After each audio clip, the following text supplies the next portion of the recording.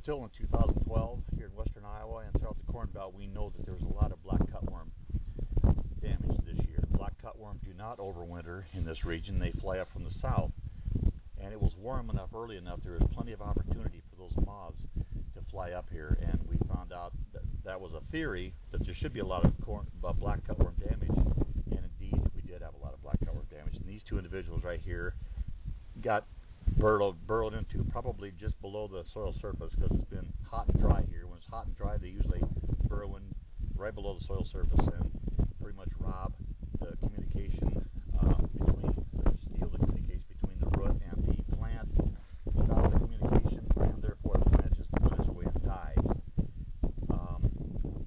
The moths come up from the south almost immediately, mate and lay eggs, and it's those eggs that hatch, and that black cutworm larva is the stage of the insect that does the damage. And this field was sprayed about a week ago for black cutworm. However, it was sprayed with a product, and like most products, it did not, it's unable to penetrate into the soil.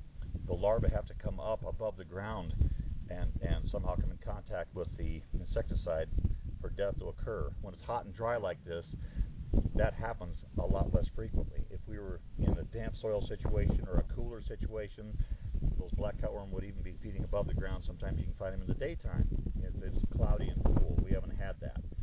So the effectiveness of the insecticide was very problematic. I would expect probably didn't do much good at all. But by this time, you can see how tall the healthy plants are.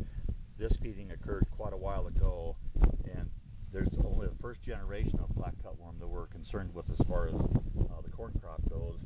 And I think that most of those have cycled through that stage. When they get to be about 1.5 inches long or a little longer, they've about reached their time when they recycle into their next stage of life. So we won't dig here, we won't find any worms here, they are gone.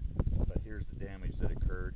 And sometimes a farmer can come out and not even find these and wonders, well, your corn was no good, there's gaps here. Well, these will dry up and blow away eventually, and then you can't really determine that there's ever any plants here, but you can tell there's a plant there and there was one here. He had a perfect stand right here. Now it looks like our corn was no good. This is black cutworm damage.